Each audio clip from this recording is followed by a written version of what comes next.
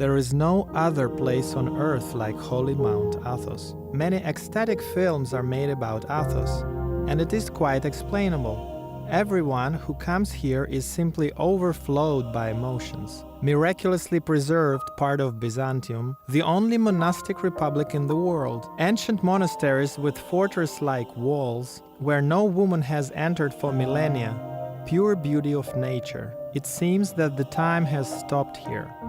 Athos is absolutely unusual place. Wonderful encounters, conversations, and events occur here. Your route is often unfolding completely differently from the original plan, as if the invisible hand of the Virgin Mary guides you. Athos is one of her terrestrial realms, and it is not simply words, but a reality of life in the Holy Mount. We'll show you Athos as we have seen it during the 3 days of our stay there. In this short time period, we've managed to see 15 of 20 monasteries and talk with Athos fathers, famous starets and simple monks, Greeks, Russians, Georgians, Ukrainians, Ossetians, Finns, Germans.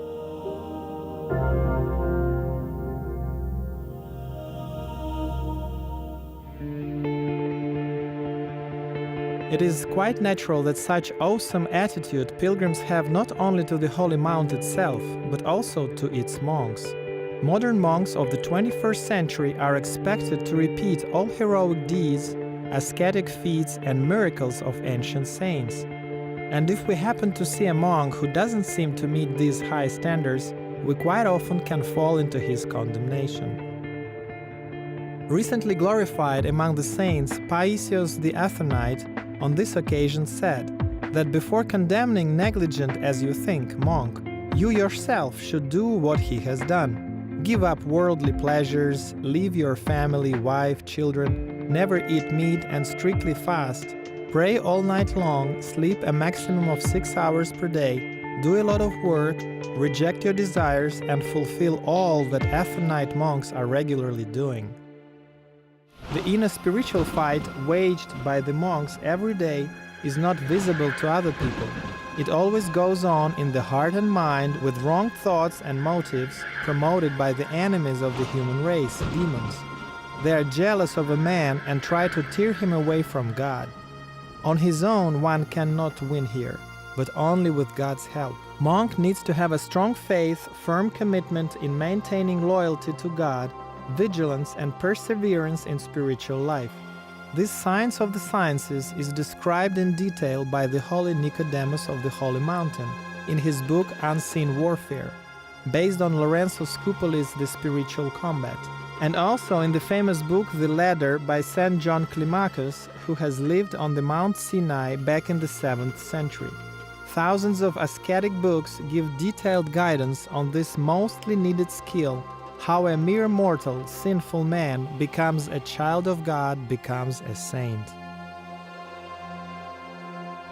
In a larger Cenobitic monastery, devil fights with the monk through other people and through these specially created circumstances. But a lonely monk in a distant cave, he attacks himself personally, appearing in a terrible look and trying to frighten and confuse. Such true stories can often be heard on Mount Athos. Often lay people, unfamiliar with the monastic life, ignorantly believe that monks are lazy escapists enjoying easy life. But praying hard equals spilling your blood. And who knows what would happen to our fallen world without fervent prayers all night long of 1700 Athonite monks and hundreds of daily divine liturgies there.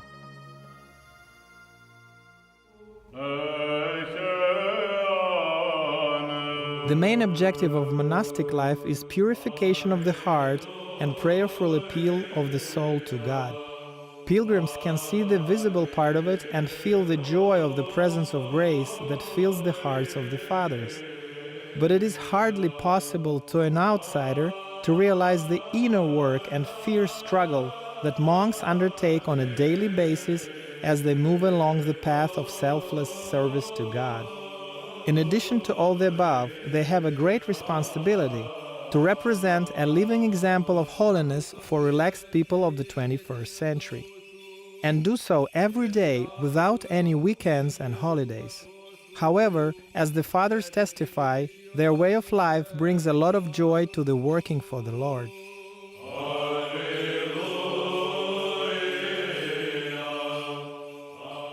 For those who never been on Mount Athos, here is an approximate daily schedule of the monks.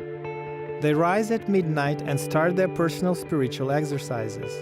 It usually consists of hundreds of bows, thousands of prayers, and thoughtful reading of spiritual books and the Holy Scriptures. At 3 or 4 in the morning, the monks gather in a church for common prayer and worship. Around 8 or 9 a.m. usually ends Divine Liturgy. It is followed by a meal and daily work until the evening Vespers service, which is usually happening from 5 to 7 p.m. Then the evening meal and several hours of rest before the night prayers. Pilgrims follow the same schedule except for the night prayers and daily work. At the end of the worship, they are invited to share a meal with the brethren. Upon arrival to the monastery, the pilgrims go to the archondarik, meaning reception, where they are met by the traditional shot of ouzo, glass of water, and delight. Then pilgrims have free time and relax before the evening Vespers service. It is followed by the evening meal, veneration of the relics of the saints, and final prayers. At sunset, the gates of monasteries are closed and everyone rests until the night service. Each pilgrim remembers for the rest of his life a characteristic sound of the wooden beat, which in Greek is called talanto. It wakes you in the middle of the night and calls to the church for the service. In complete darkness, you dress up and enter the night temple, which is already for a long time full of vigorously praying monks. Special seats, stasidia, help sustaining long night services. Pilgrims pray side by side with the monks and thus learn the monastic tradition. Many new pilgrims get confused and do not know how to behave at a particular moment of worship. In this case, monks lovingly correct them without being distracted from prayer themselves. This is a sign of their evangelical love and compassion. Vatopedi Monastery alone attracts more than 50,000 pilgrims a year, meaning 150 mundane people every single day looking for God's mercy and grace. And all need hospitality, food, drinks, and monks' attention. Free of charge hospitality is a sacred duty on Mount Athos. Despite the need to have financial resources to provide for all this hospitality, bank accounts of the Vatopedi Monastery have been frozen some time ago by the Greek government. It had launched a massive smear campaign against the monastery. It has reached its peak immediately after the visit of the Vatopedi Fathers to Russia. They have brought with them the Belt of the Virgin for veneration of millions of the Russian people. It was natural to expect a revenge from the militant atheists inspired by the enemy of salvation. As a result of the subsequent political intrigues, Elder Ephraim, abbot of the Vatopedi Monastery, has been even put for some time in jail, without a court decision, as the most dangerous criminal.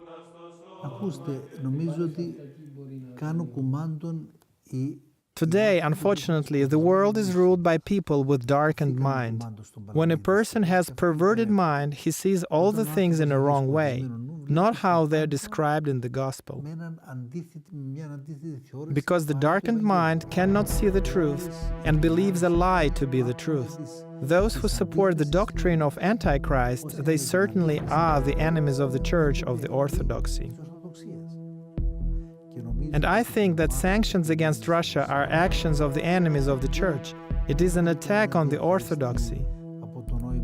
Because we all know that Russia is an Orthodox country with many millions of Christians. And Russia is a very strong factor, a very important actor. And they want to stop her because Russia is a big obstacle in the implementation of their plans.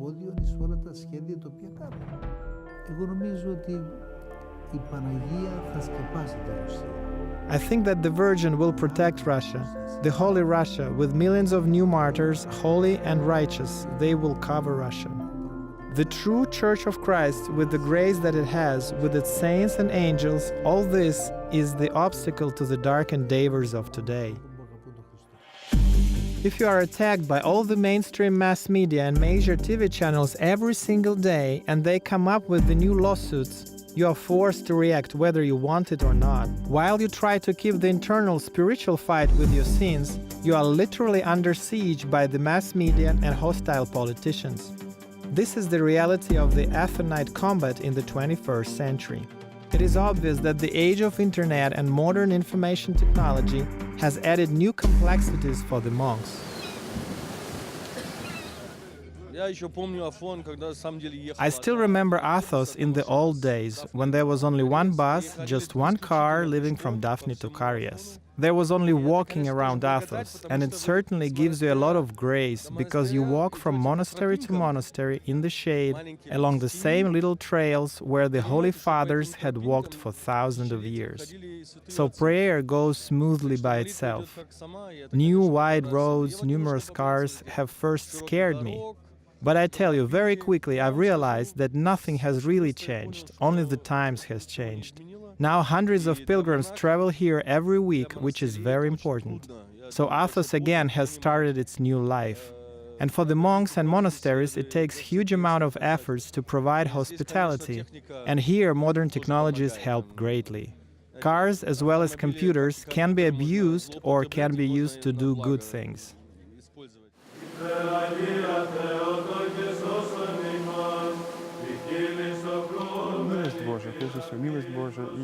It is the grace of God, especially for today's world. It is a miracle that such place as Mount Athos exists in our times. Under the protection of the Queen of Heaven, monks live here peacefully and have all necessary conditions for the success in their spiritual fight. So in essence, the holy Mount Athos is the same as it used to be in the good old days of its glorious past.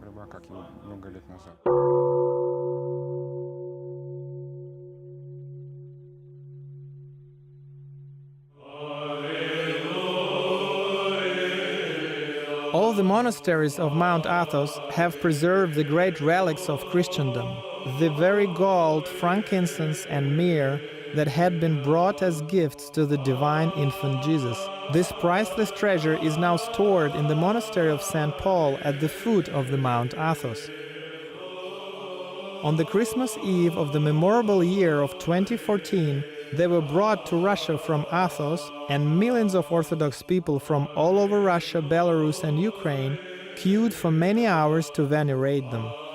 Within several hundred meters from the Kiev-Pechersk Lavra, where the gifts of the Magi have been exposed for the endless stream of people, Kievan Maidan has been already raging and going wild. And many people have witnessed large amount of demon possessions in this hectic time for Ukraine. When approaching the gifts of the Magi, some people suddenly began to shake, roll on the floor, swear and behave inappropriately. This, by the way, was not observed in the cities of Russia and Belarus. After Kiev, the gifts of the Magi had to be transported to the Crimean city of Simferopol. But because of unfavorable weather conditions and icy runway, the airplane had to land at the military airport of Belek near Sebastopol, which was not originally planned. As was clearly shown by subsequent events, it was providential and not accidental. Konstantin Malofeev, the head of the St. Basil the Great Charity Foundation, who has organized the visit of the gifts of the Magi to Russia, was approached by hundreds of Orthodox Christian volunteers, Cossacks and patriotic youth. They offered their help in organizing the visit of the gifts from the Mount Athos. For 10 years I have tried to persuade the monastery, 10 years without success. And so the starets has prayed and finally said that there is God's will now. Then the whole bureaucratic procedure has started with acquiring all necessary approvals of the Holy Mount, the Ecumenical Patriarch and the Russian Orthodox Church. It happened for the first time in history only now.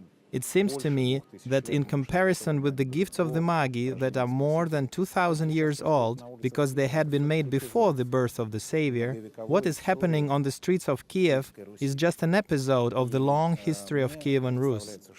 And I believe that the arrival of the gifts of the Magi is much more important event on a historical universal scale. And perhaps someday, many years later, we'll be remembering this visit of the gifts of the Magi and will even forget on the background of which events it has occurred. Many believe that it was a miracle and direct help of God that the Crimea, had bloodlessly reunified with Russia just a few weeks after the visit of the gifts of the Magi to Sebastopol and Simferopol. Не сомневаюсь в вашей поддержке.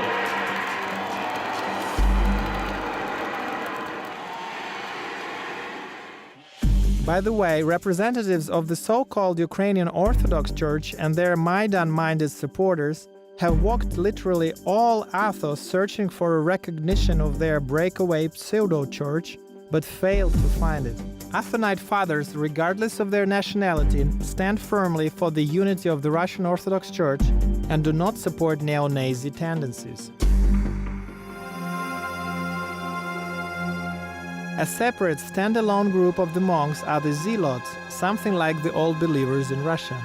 Zealots do not recognize the spiritual authority over Athos of the Patriarch of Constantinople, whom they accuse of heresy of ecumenism. Zealots have one monastery on the Mount Athos, Esphigmenou, on which they have raised a black flag with a skull and crossbones with the words "Orthodoxy or Death." They are holding this monastery by force, despite the orders of the Greek authorities. Some zealots also live in the legendary Karulia, the most inaccessible and dangerous place in the cliffs of the southwestern tip of the peninsula.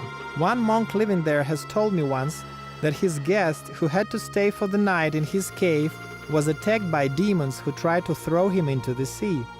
Frightened to death, guest has rushed to him for help, and he has calmed him down, saying that it is business as usual, and those demons harass him almost every night.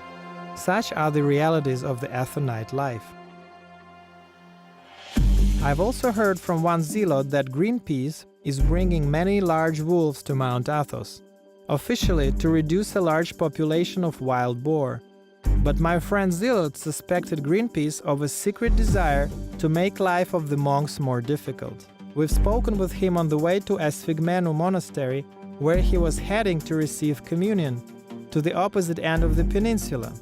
Zealots do not recognize communion in 19 other Athonite monasteries, thus expelling themselves from the Orthodox Church, which certainly is a very dangerous mistake for the salvation of the human soul. In Esphigmenou, by the way, there are many leaflets and brochures against all kinds of electronic passports, implanted microchips, juvenile justice, and other very real threats coming from the occultist New Age elites that have seized control over the modern world. Other monasteries are trying to focus more on the inner battle with the sin inside our hearts and minds and pay less attention to those eschatological themes. However, this question is very complicated and it's not up to us to make judgments here, although it is clear that any schism and division is a terrible tragedy.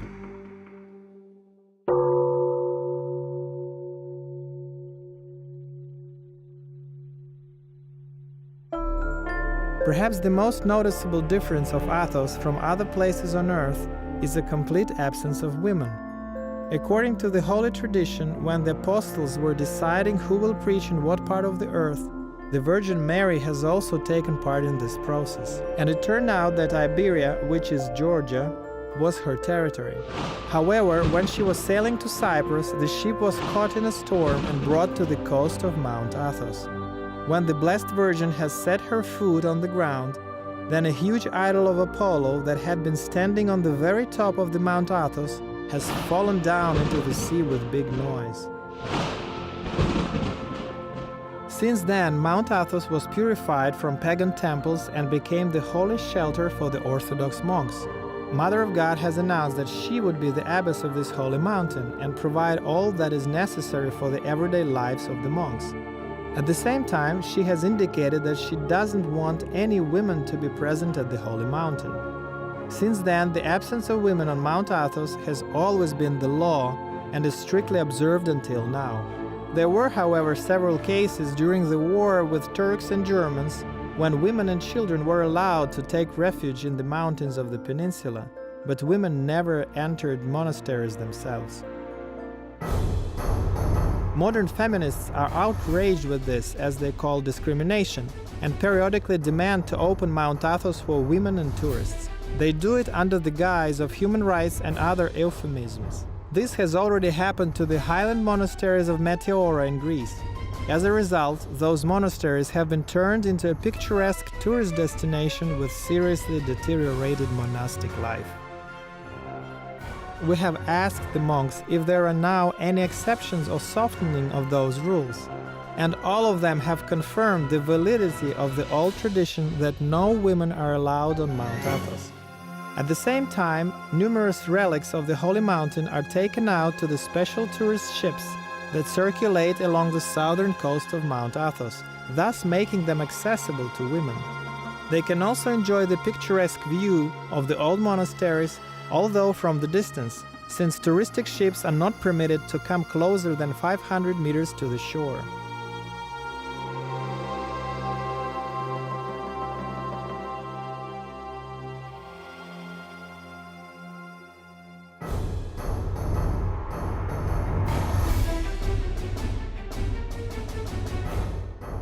When a pilgrim returns from the Mount Athos to a little touristic town of Uranopolis, he is immediately shocked in the first minutes by the abundance of half-naked and eating without prayer people.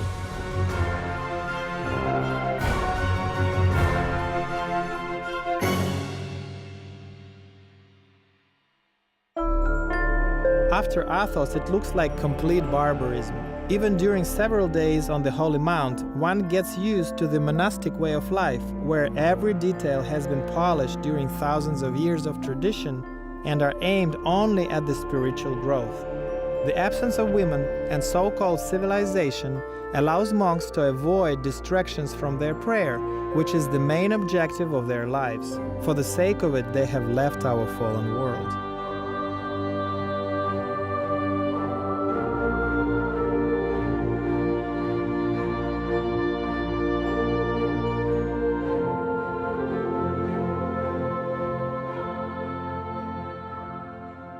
Before sailing to Mount Athos, each pilgrim has to obtain a special permission to visit the Holy Mountain.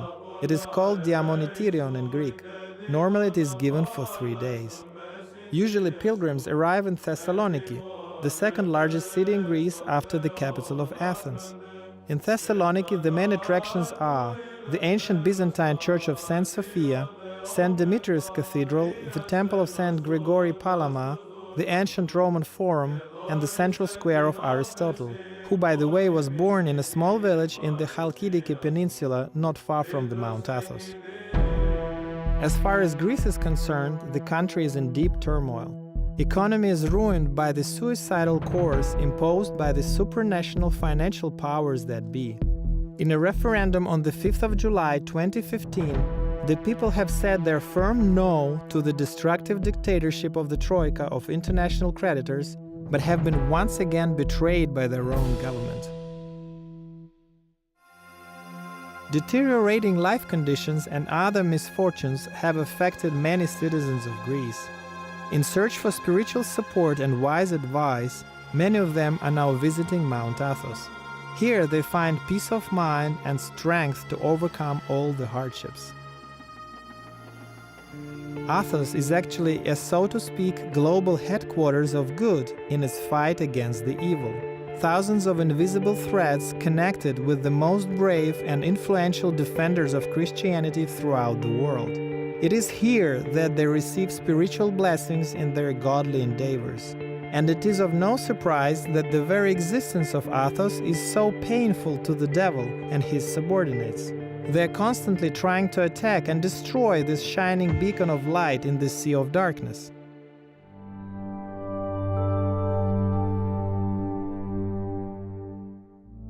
And we should only thank God that in the middle of the roaring sea of our fallen world, as an unbreakable rock, stands the holy Mount Athos, an island of purity of the Orthodox Christianity.